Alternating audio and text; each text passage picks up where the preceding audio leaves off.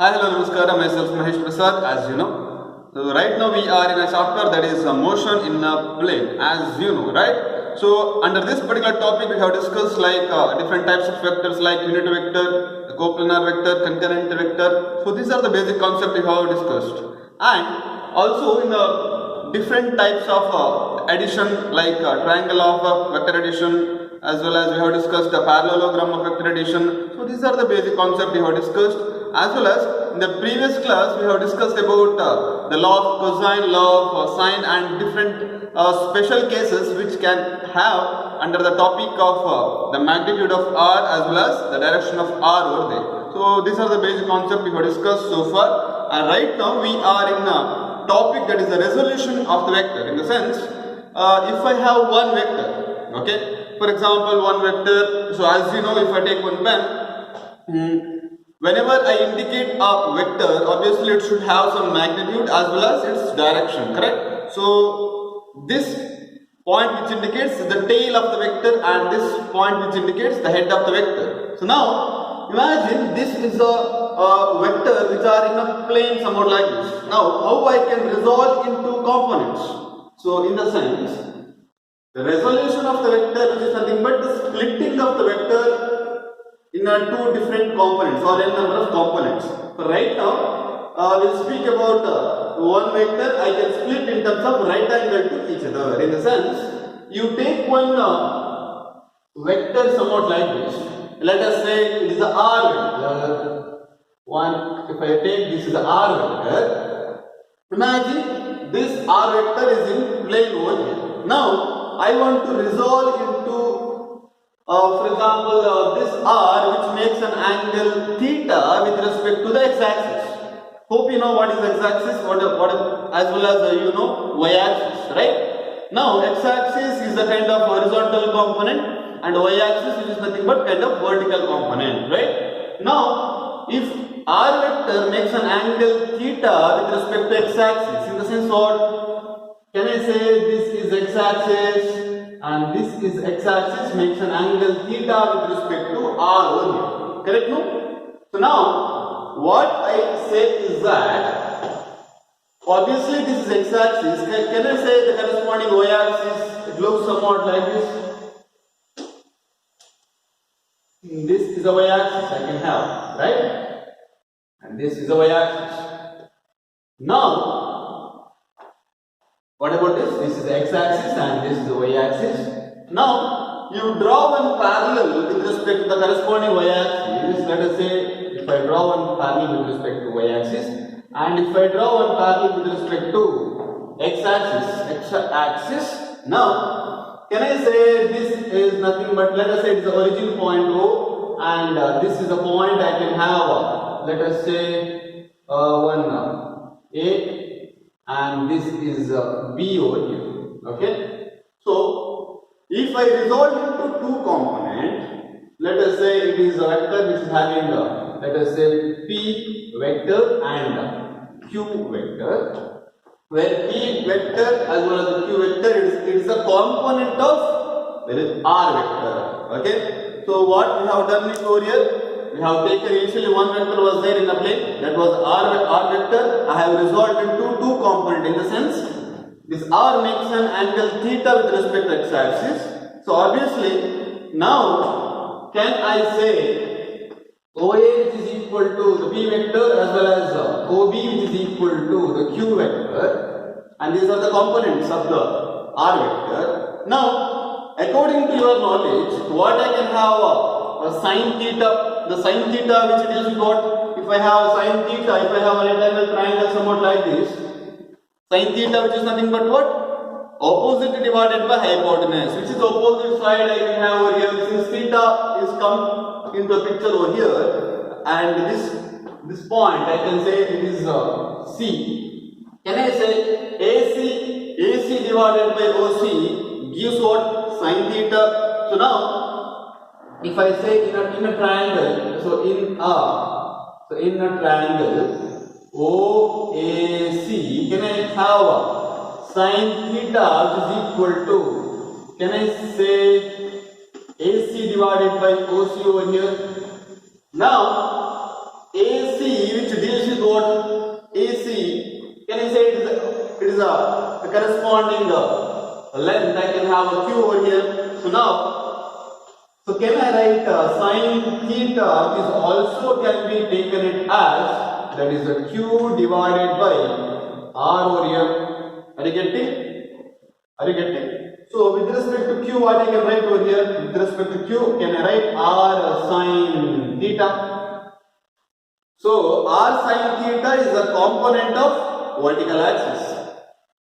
And think and give me the answer. What would be the component of horizontal axis or x-axis? So can I write in a triangle, in a same triangle, in a triangle OAC, in a triangle OAC, so can I write the cos theta? That is a cos theta which is equal to what I can write cos theta.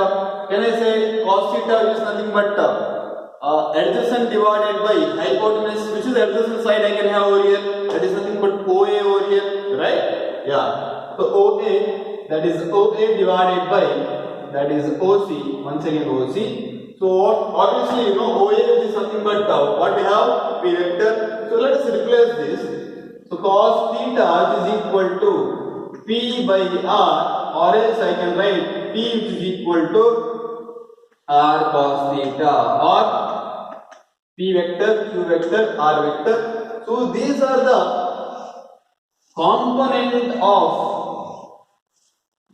two axes like Q. So whenever I ask or whenever we discuss what is the component along the x-axis, your job is to answer R cos theta, because theta comes into a picture. Similarly, whenever I ask what is the component along y-axis, your job is to answer what? The answer should be R sin theta. If we have A over here, only A vector. If I have, your job is to answer A cos theta along x-axis and A sin theta which is along y-axis. Similarly, if I have a different kind of vectors like for time being I have taken R, it is easier to understand it is a kind of a resultant vector which we discussed in the previous class, correct? No? So similarly, so whenever we speak about its component, normally whenever we have angle theta with respect to the corresponding axis, that component becomes what? That component becomes what? And it should be cos theta. So the corresponding y-axis we can have, the angle is sin theta. So this is what exactly we can find over here. Okay. So now we'll discuss one numerical. Okay.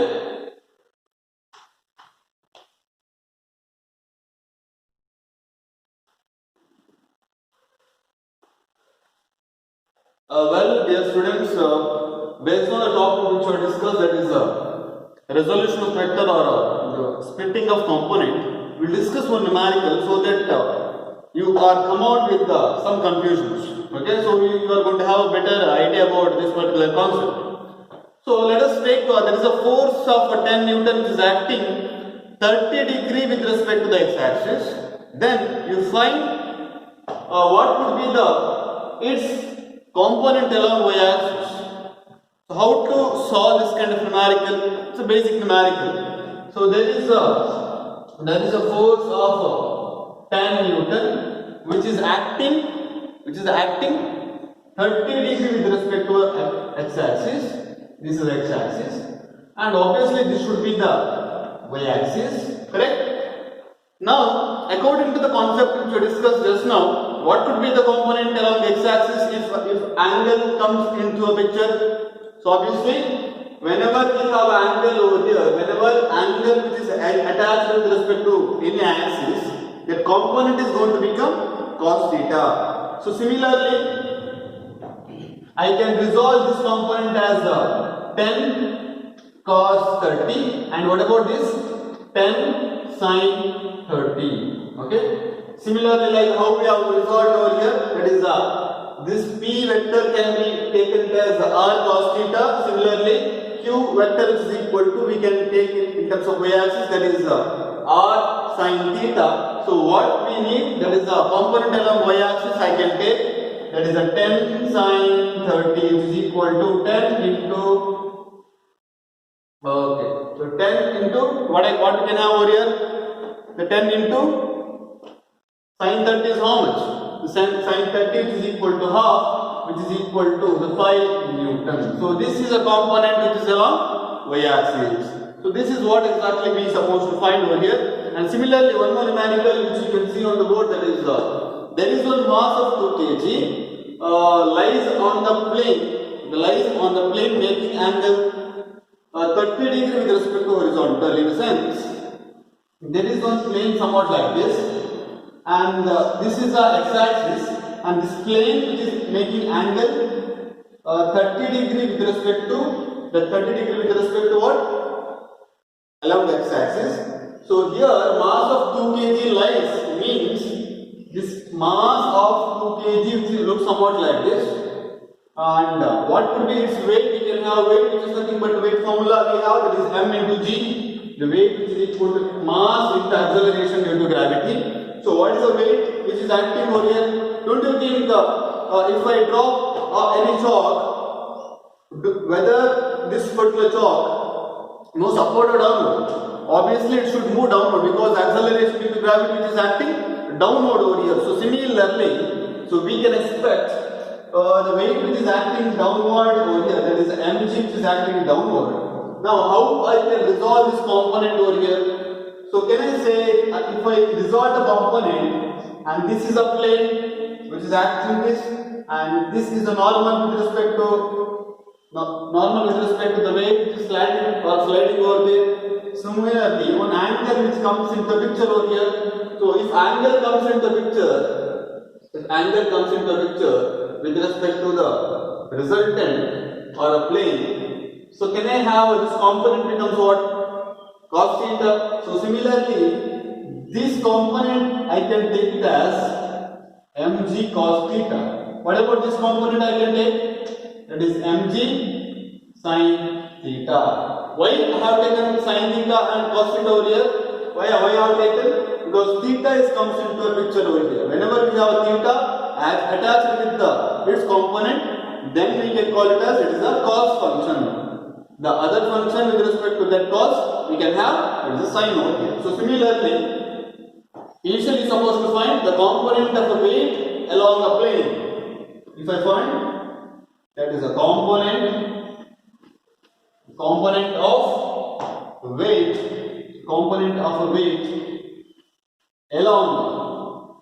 along the plane, what I can have over here along the plane, that is mg. What is along the plane?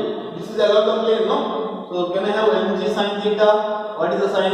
Mg sin 30, which is equal to, what is the mass we have? What is the mass we have over here? Mass is 2 kg into, they have taken g value as 10 meter per second into sin 30, which is equal to how much we can have? 2 into 10 is 20 divided by 2, because sin that is half, so we can have 10 Newton over here. Correct? This is along the plane. Now what we supposed to do? Here we are supposed to get the first one is done, that is the weight along the plane is done, and now how to get a perpendicular, and this is perpendicular, right? So can I have a component of a weight perpendicular, that is a perpendicular to a plane. What I can have?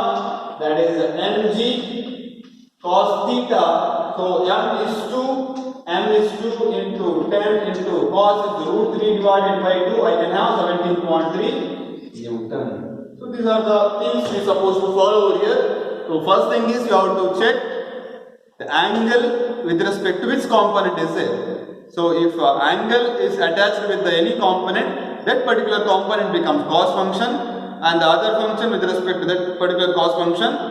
For example, if we have theta over here, this axis becomes cos function, the other component with respect to this axis becomes sine over here. So this is the main concept. We are supposed to remember under the concept of a resolution of the vector, or resolving a vector into two component, or splitting of n number of component. Okay, yes.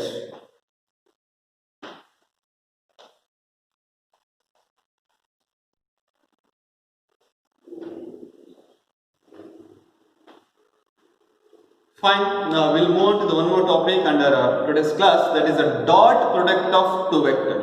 Okay. So always remember this can be named as a dot product of two vector or scalar products. In the sense, dot product of two vectors always gives a scalar product. Okay. And dot product of two vector is scalar. Okay. So now the thing is, we have two vectors like a vector and a b vector. For time being, a vector and b vector, and the dot product in the sense it is a representation of a dot, right? How to read this? It is the dot product of vector a as well as vector b. According to the definition of a dot product of two different scalar, two different vectors, which is equal to the product of magnitude of two vectors. Which are the two vectors? A and b, and cosine of the angle between them. Cosine of the angle between them in the sense, this looks like AB cos theta. If you have two vectors like A and B, the angle between the two vectors is theta. So that angle is very small, you can take it as cosine angle. Okay? So this is how exactly we are supposed to use a dot product of two vectors. So dot product of two vectors is a scalar. So now, if you have such kind of scenario, the job is to remember this is the general law or equation for dot product of two vectors. Okay. So which example I can give? We can give example like a work done. So work done is a scalar product, right? So work done we have example I can give like the work done is equal to force into displacement. We suppose, right? So this work done is a scalar vector, means it is having only the magnitude. It is having only the value. We are not looking into in which way we have done the work. We have done the work somehow. It could be in a different it could be in different way, but we are not speaking about its direction. So that's why work done is a scalar quantity. So this is how exactly. And here also this force is also a vector and displacement is also a vector. The dot product of two vector gives scalar. So this is the best example we can find over here. And one more thing, we have a special case of when we can have when the two vectors are aligned in different angles. So if two vectors, let us say vector A and vector B are parallel to each other. So what happens whenever our two vectors are parallel to each other? See, here we have A vector and here we have the B vector. Now what is the angle between them? What is the angle between them? This angle is 0. So whenever we have two vector, the angle which is equal to 0. So what we can have over here? What we can have? That is nothing but according to this relation. Can I write the A dot B vector which is equal to AB cos 0? What is the value of cos 0? Cos 0 is 1. 1 will be anything what? Anything we can have over here. It is nothing but the vector A dot B which is equal to AB we can find over here, right? So this is how exactly we can find. For a unit vector, how we can write? For a unit vector, we can write it as the dot product of a unit vector we can have, that is I dot I. What is the angle we have? I dot I. I dot I is equal to cos theta, which is equal to what? We have I dot I which is equal to 1. Okay? What is the angle we have? Because cos 0 is 1, 1 into 1 is once again 1. So the I dot I which is equal to 1 we have, correct? So similarly, here, and this I which is along the x axis, J which is along the y axis, and K which is along z axis. So can I go with the relations like I dot I which is equal to J dot J which is equal to k dot k which is equal to 1. So this is how exactly we are supposed to remember. Okay. So I dot I we can have 1 as well as j dot j which is equal to k dot k which is equal to 1. Now the thing is, the one more thing we have to remember, that is nothing but if I take it over here, a similar concept. If I take, what should be the value we can have I dot j? If I have, what is the value I can have I dot j? I dot j gives what? 0, because the angle between, for example, here we have, if it is I, if it is j, and if it is k, if it is mutually perpendicular to each other, what is the value of cos 90?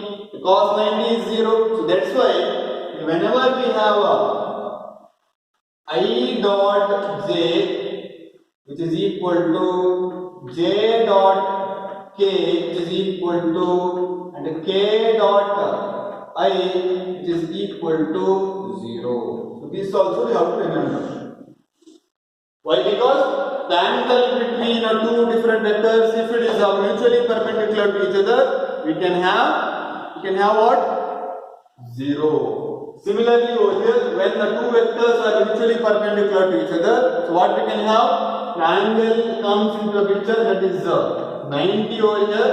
So can I have a dot b, the two vectors which is equal to a b cos theta. What is the value of theta I can have over here? What is the value of theta I can have? That is 90 degree. So that is nothing but AB cos 90. Cos 90 is how much? Once again 0. So A dot B which is equal to 0. So for what angle the dot product is the minimum? For what angle dot product is minimum? The angle should be 90. For what angle dot product of two vector is the maximum? The angle should be 0. So similarly, if I write I dot j with respect to, if angle is 90, I can go with this relation as well. So I dot j which is equal to j dot k which is equal to k dot I which is equal to 0. Why? Because the angle is 90 over here. Now the thing is, if I have two vectors are acting opposite in direction, the angle should be 180. So if angle is 180 degree, we have a dot b which is equal to AB cos theta. If theta becomes 180, cos 90 is how much? It should be 1, it should be minus 1. So minus 1 into anything, the whole becomes minus a b over here. There is a dot b which is equal to this relation. Okay, and it should be magnitude of this. Whenever we have a magnitude, this is somewhat which is equal, correct? So this is how exactly we can find. Now if I write in terms of dot product in Cartesian coordinate, that we'll discuss now.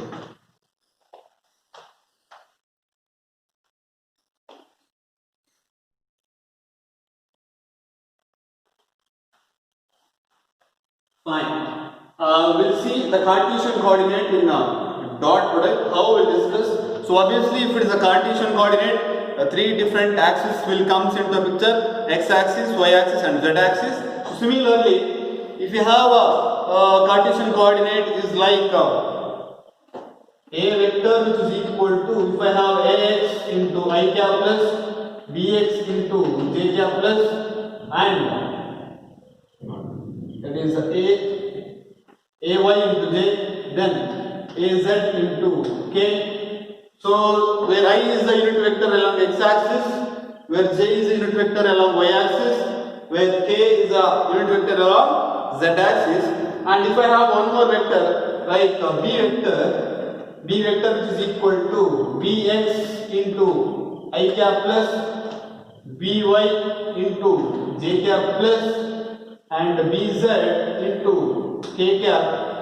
How for what reason I have written this? This looks like your unit vector, and this for a vector which is equal to a into a cap. So similarly, here I can have v vector which is equal to vx into I cap, where I is the unit vector along x-axis. So similarly here it is a general rule for unit vector. So by taking help of those particular conditions, we will resolve this.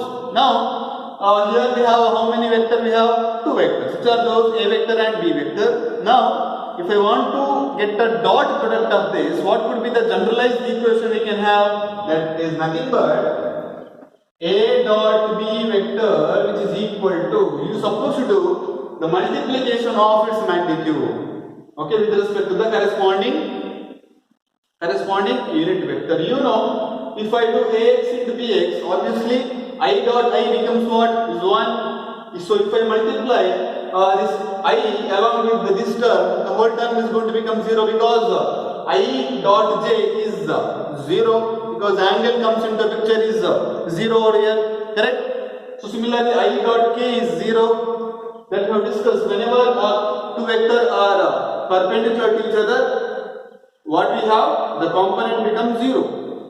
So similarly, what is the left out component? So what is the left out value we can expect over here? That is nothing but we can have only ax bx plus ay by plus az dz. So this is the left out term we can expect. So if you have a time, you can do that. So this is generalized equation in terms of Cartesian coordinate. So based on this, we will discuss one numerical which is there on the board. So there is a force of this much Newton which produces a displacement of this. What is the work done in the particular process? We have the formula work done which is equal to the force into displacement, right? What is the work done? We have work done which is equal to what is the force we have? It is a 2i plus 3j plus 4k dot product of what we have? That is 2i plus 3j plus 4k. Now according to this relation, a dot b, if we have such kind of scenario, directly we can go with the ax bx, which is ax bx, this is ax, this is bx. So according to this, we can write it as a 2, that is a 2 into 2 plus 3 into 3 plus 4 into 4. So all together we can get it as 29 joule. So this is how exactly we are supposed to follow. So whenever we have a two dot product, the dot product of two vector which gives a scalar, correct? So this is the way to remember by taking help of different special cases. When we have two vector are mutually perpendicular each other, that angle becomes 0. So whenever we have two vector are mutually parallel to each other, we can have angle is 0. When it is anti-parallel, angle is 180. So these are the basic concept we supposed to remember. Okay. So till that, go with this all the conditions. Yeah. Thank you very much.